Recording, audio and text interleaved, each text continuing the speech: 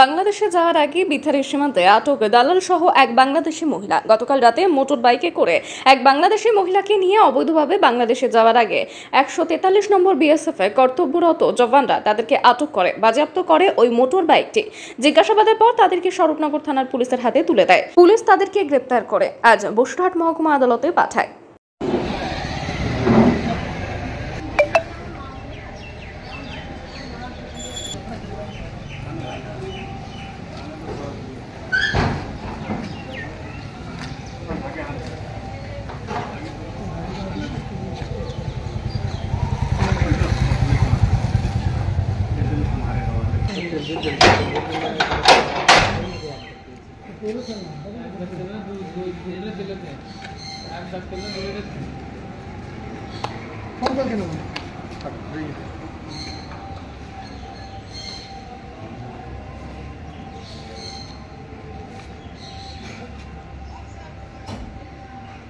মেয়েটা সব ডকুমেন্টস আছে মেয়েটা।